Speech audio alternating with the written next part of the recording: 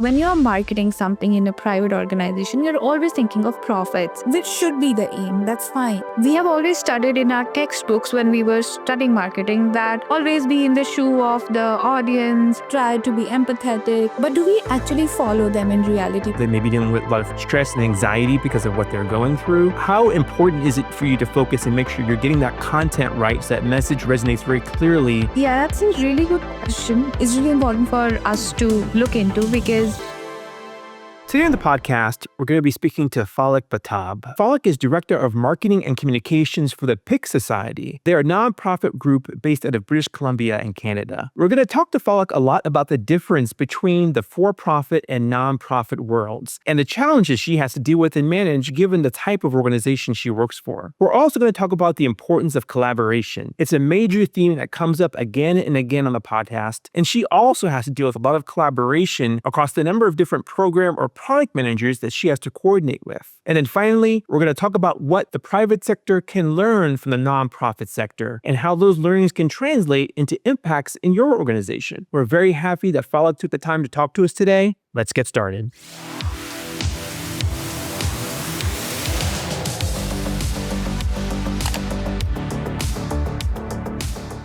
Phalak, thank you so much for taking the time to be on our episode today. We really are happy to have you with us. thank you so much, Shamil, for having me here. You know, we're fortunate to have you because we don't get to talk to marketing leaders in nonprofit organizations probably as much as we should. One of the things that's always a challenge for you working in the nonprofit space is you don't have the kind of big kind of private sector budgets that perhaps everyone else does. So there's a bit of kind of needing to work smarter, not harder, mentality in terms of what you do. And in particular, we talk here on the podcast about the post-click experience, and things tend to get more technical and a bit more expensive in the post-click experience in a lot of ways because there's so many kind of pieces and parts to it.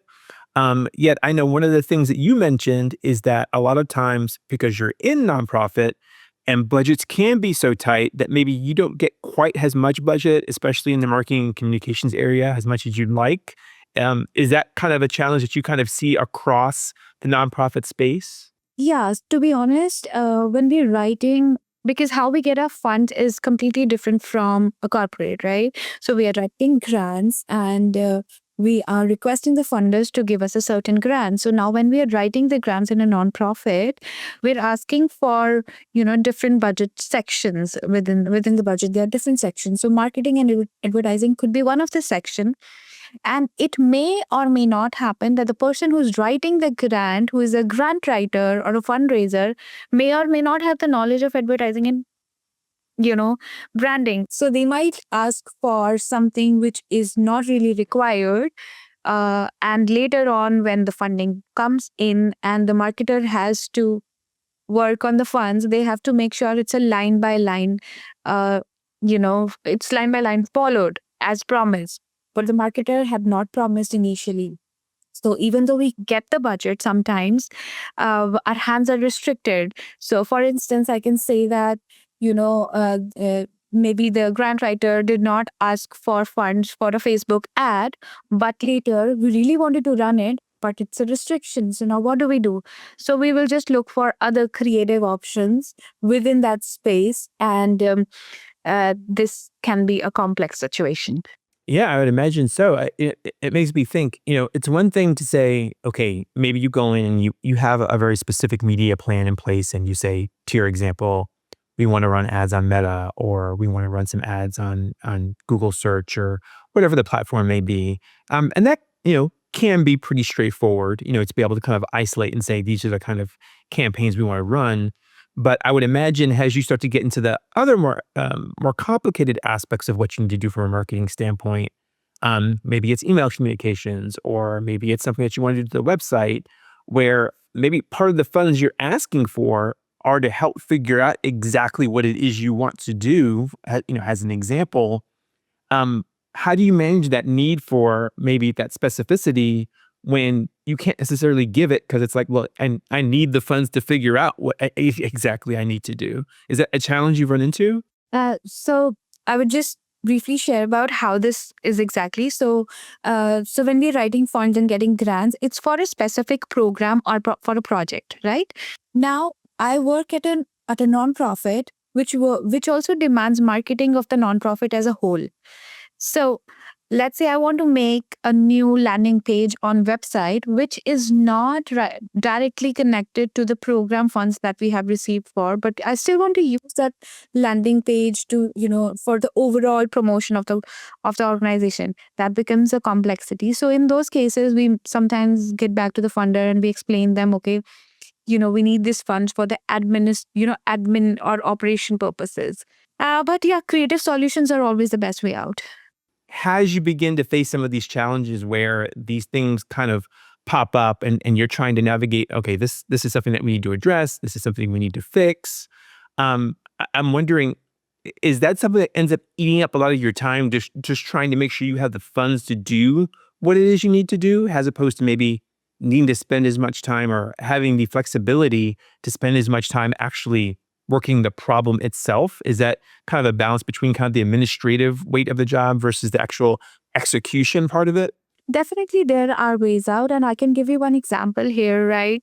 So every time we have funds for programs, there is always some money allocated to the admin cost, and within the admin, we can include marketing. So we have two kinds of budgets at the non. One is very program specific marketing budget, and one is like only going towards admin, which can later be, whatever percentage can be taken for marketing. So we do have those different budget sections that we can utilize as and when required. But the only thing here is, unlike corporate where you can, create a plan for the whole year or, 6 months, it doesn't happen exactly like in a nonprofit, because you never know when a new program pops up or when a program goes out. So it might happen in March, May, whatever. So you have to keep changing your strategies and plans as and when. So a lot of, not just in the, in the digital world, but also in the traditional world, not lot of newspapers, magazines reach out to us and they're like, okay, let's make an yearly plan for the year and we'll market it. And I'm like, no, we are restricted. We can't do that because we never know what changes we can expect. Super challenging compared to what a marketer would typically have to do in the private sector. So thank you for kind of giving us that context and background in terms of the things you have to navigate just to get to the point where you're now able to execute. So then I'm wondering, as you now get to that point and you have these various programs, you probably have your laundry list of priorities and things you want to kind of work through. How do you begin to prioritize that, right? How do you begin to understand, okay, this is where I need to focus today versus these other items could kind of take a back burner, and those are things I'll have to wait on for the future. So I'll again take the example of my current organization where we have around 50 programs. So now all these different 50 programs have one program manager and they all have their own priorities. But for central marketing assistance, they always reach out to the central department, which is my department. So now when it comes to prioritizing who should we focus on, it's mostly dependent on funders' needs and requests, and also the timeliness of the request. So let's say there's one program starting in 10 days and they need to have clients enrolled within their programs. And there is, on the other hand, there is another program which is like next month and they also need clients. So I would like priority, of course, will be given to the former, right? Because they need the clients on a priority. So we will run both the ads, let's say on digital platforms, but of course, the preparation and everything begins for the former one, and that's how we decide the timeliness most of the times. Also, it also depends on the deadline of the project when it's ending, and we have targets to achieve. So, enrolling certain number of clients is like something given by the funder. So we have to make sure that we achieve that target. We also help different programs internally by sharing our client list, our database, if it's acceptable by the client. I mean, if there is no, if they have accepted to, share their information. So those kind of things also help offline, but this is how we do online. And sometimes we run shared ads. So Two different programs, but same audience set. You know how it works. So we can run those kind of things. And we test and try what is working, what is not. So those tips and tricks. Yeah. Yeah, well, it's funny you say that because that was exactly where my mind went. I'm wondering, what is kind of your thought process or mechanism to kind of take learnings from one program to the next, right? Because I'm imagining the things you're doing from an advertising perspective, from maybe an email communications perspective, the landing pages you're using. I'm guessing as you kind of run for each program, you're probably getting a lot of learnings, a lot of things you're picking up in terms of what works, what doesn't. Maybe even the opportunity to do some testing in there in terms of what does or doesn't work better. How do you translate that and then carry that forward so that other programs are now kind of benefiting and learning and you're kind of iterating and growing? A new strategy that we recently adopted was so all different programs fall under different departments, right? So there's a youth department, and there might be 10 programs under youth department, and so on, like senior department and settlement. So we came up with an idea where one department has one marketing code representative, and so we have a couple of people who are representing their own departments, and we have like monthly meetings with all of them. And I'm just trying to pass on the information, and we're trying to work collaboratively here so that they understand what they demand is something what we can offer, right? Otherwise, in a layman language, they would just say, I need the clients and you just get me. And I only have like 2 days. So those kind of situations may arise in a nonprofit because one person here is wearing a multiple hats. Trust me. So if this person is a marketing core person, this person might also be the admin person. They might not be qualified enough for doing the real marketing, and they might also come up with ideas and solution which might be appreciated, might not be. So everybody has different point of way of thinking and sharing. So we're trying to make it more collaborative ads, and we're trying to understand each other here. So a nonprofit does not really work only on technicalities and automations. There has to be manual in person connection, because anyhow our audience is like very much emotionally deeply connected to the cause that we serve.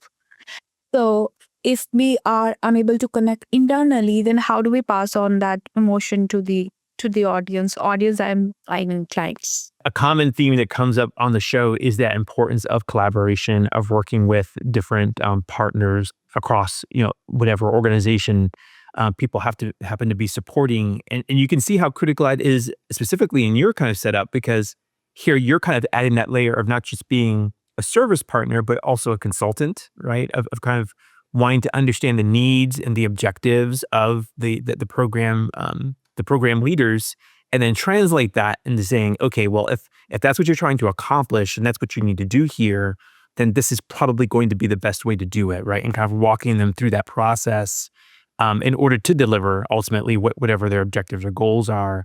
And then again, as you continue to do that with these different programs over time, of course, you're learning, right? And you're able to kind of add more value to that process, to be more collaborative with them, and be able to say, this program tried that, 3 months ago. I understand why you think you want to do that, but it didn't work out so well. Here's why. Here's what we learned. You might want to go in this direction. So I can see a lot of that back and forth, that, as you mentioned, that human element of back and forth kind of going, and maybe not negotiating, but definitely coaching, right, and consulting to help those programs move forward, right? That makes me really happy. You know why? Because at the end, when you see the results, they are not just in numbers or statistically. You see the results in a nonprofit, like real people walking into your office and telling you, I saw that ad and thank you so much. It changed my life. I was able to do a free course. Earlier, earlier there were a lot of people who would just not use social media or digital sphere, because we have a lot of senior clients also. We have to make sure that our and also different languages. So our clients are speaking like 10, 15 different languages. So it's very difficult to reach them through social media. So this marketing core team definitely helps us with translations and reaching out to the clients, via newsletters in their specific languages. So those kind of things, when you see the results, I'm like, yeah, that fills my heart. Yeah.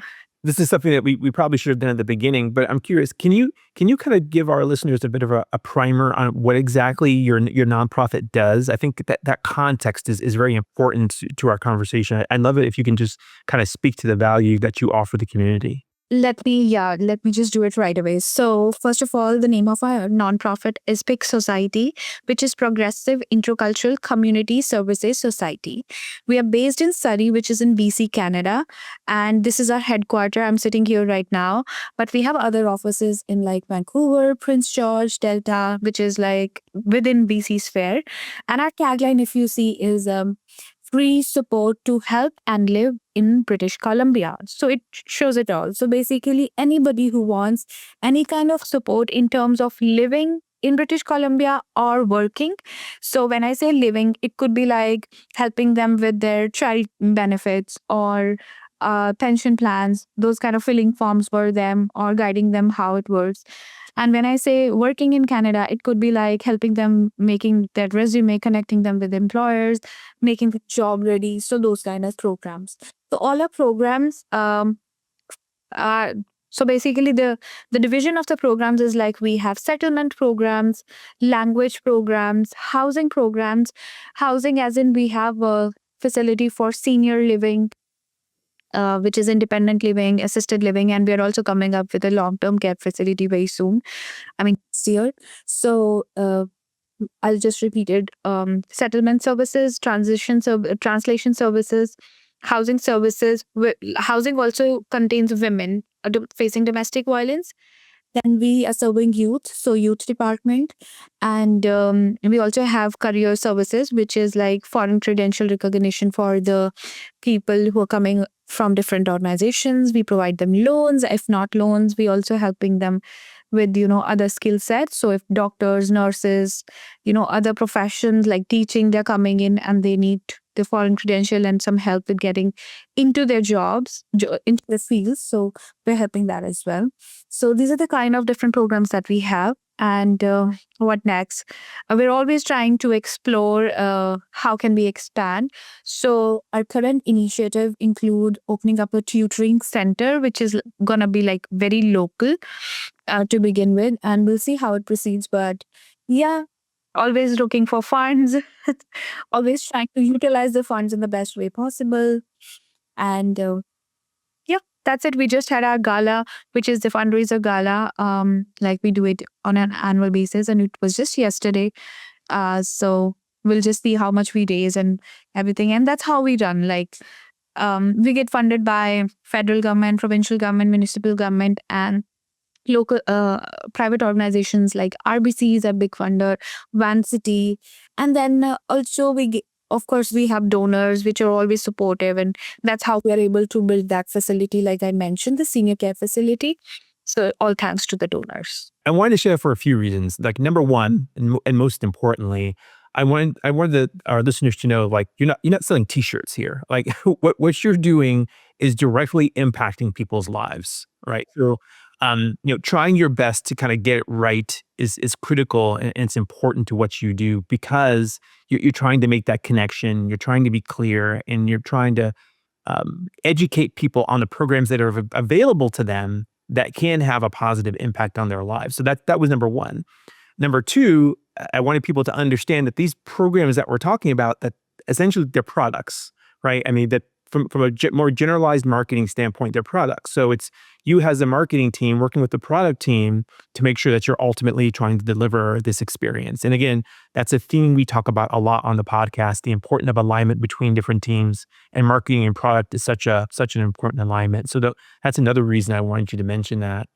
Um, as you think about these different programs, these different products, um, how much of your time is spent making sure that you are effectively communicating the value of the different programs to your audience, that you're getting that content right? Because I would imagine there's a bit of an emotional aspect to this, because these are people who perhaps, depending on their circumstances, maybe trying to make some very, very difficult decisions in their life, and are really kind of striving and looking for help. They may be dealing with a lot of stress and anxiety because of what they're going through. perhaps even things more serious than that. You mentioned some shelters for for women. So how important is it for you to focus and make sure you're getting that content right, so that message resonates very clearly when people are kind of interacting with what you're putting out there as an organization? Yeah, that's a really good question. And that's something is really important for us to look into because as soon as I switch the program, the audience completely changes and then the interest, behavior. So everything changes. So we need to have the audience persona. And how do I have it as a marketer? So I basically, how I do it is like I make a very strong connection with the people who are on the front line serving those clients. So rather than just guessing, the guesswork, I always make sure that I talk to these people who are serving them and what questions are they asking most of the times?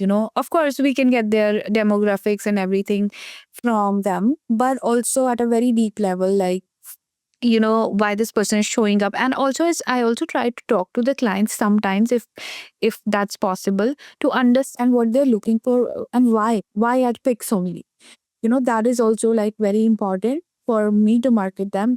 And then we have a lot of repetitive clients. And also I would say for us, because we're very much known locally, so word of mouth marketing really works for us. But now when we're looking for expansion, I'm sitting here in Surrey and the office is in Prince George, which is a far away from here. Now how do I understand the client there?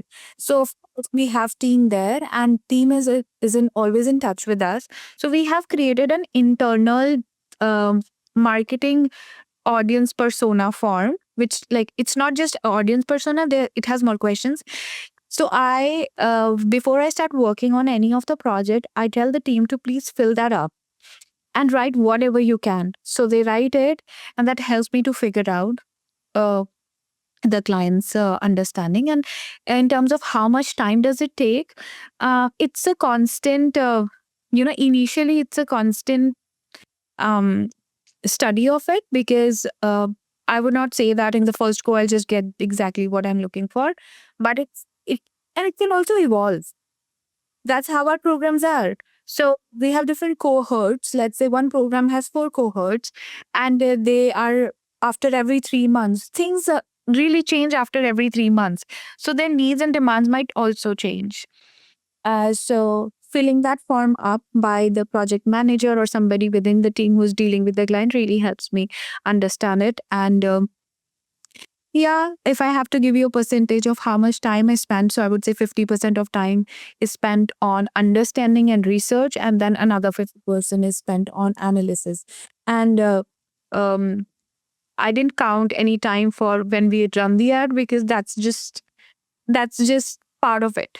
Again, I love this conversation because even though you're in the nonprofit world, even though the funds that you get are limited compared to the private sector, certainly a bit more scrutinized, you're still dealing with the same fundamental challenges, right? So you're still having to deal with budget, you're still having to deal with operational concerns and processes, you're still having to collaborate with product teams. You're still having to do the research and understand who are we talking to, how do we need to talk to them, what's the content and information they need in order to really understand what we're offering so that they can make the decision and they can engage the program and get the full benefit of it. You're still dealing with all these same fundamental challenges that any marketer deals with. You're just dealing with it in a different way, right? In a different environment and with some different context, but it's still there. And that's super important because these principles kind of resonate across marketing, whether that's private sector, public sector, for non for profit, B2B, B2C, right? All these principles constantly are right there. But I wonder, from your time in the nonprofit world specifically and dealing with the challenges, what do you think you've learned in that would be helpful to maybe our listeners who are in the private sector, kind of typical corporate job?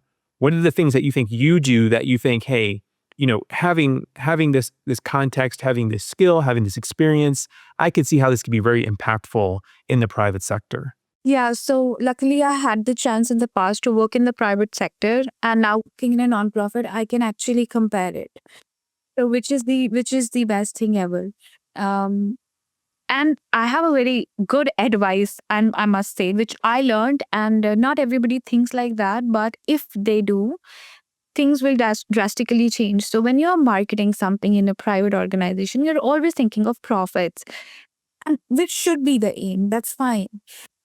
We have always studied in our textbooks when we were studying marketing that always be in the shoe of the audience and, try to be empathetic, those kind of things. But do we actually follow them in reality when we're working on ground? We do that in a nonprofit, but rarely in a private organization. So, what I mean when I say this is, when you are selling a product or anything, uh, the the type of content or the ad that you're creating, it should be, of course, beneficial for the end user. But somehow when we are in the process of delivering that, we forget this, and we are like, most of the ads that you see, even if you go on LinkedIn, people are trying to sell themselves. All of them are trying to sell themselves. We are products in itself. But what stands out is somebody who is trying to help everybody else learn something, a skill set, some knowledge. I don't know how. It could be different ways, could be entertainment, could be educational, inspirational, whatever. But providing some benefits to the followers, right? This person will definitely stand out, and that's what we do with a non-profit. So if a for-profit starts thinking like a non-profit while selling the product, that can change the game altogether. So the thought process, the emotions, if that changes, strategy can still remain the same. There will be changes in the strategy, of course, here and there, but that can make a big impact. Because after all, if you're trying to sell somebody something, um, it should be useful for them, right? So they're paying for it. In a nonprofit, people don't really pay for the products or services that they get. So they could still make a random choice of, okay, let me do this course, let me see. Anyhow, I'm not paying. But in a for profit, they are paying. So there has to be even more worth. There has to be even more, of every emotion that you can fill in. So a for-profit should be thinking like a non-profit while selling the products, while promoting the products. That can change it. It's a different type of cost, right? But there's still a cost there. Maybe it's more a cost of time, right? Maybe it's investment of time, as opposed to maybe a financial investment, as you might be with a private sector. And there's still kind of a decision-making process that you still have to go through. But as you mentioned, in the end, right, that the principles are close enough that you can see that translation, see that benefit from, kind of nonprofit thinking, so to speak, into for-profit thinking, and how that can really have a positive impact on a number of organizations. So that makes complete sense. Phalak, thank you so much for the time today. Thank you so much for educating us and sharing this with us. And thank you so much for spending the time that you are on what is an incredible mission that's, I'm sure, benefiting many, many people in British Columbia up there in Canada. Thank you, Shamir, for taking this conversation, because there are rarely, podcasts or even media channels talking about marketing in a nonprofit. I have been a big advocate of the same. And when I connected with you, I'm like, okay, yeah, these are the right people. They're on the right path. Yeah, because nonprofit definitely needs support from the community in order to market themselves. And this is one way out. So thank you so much. Oh, thank you again, too.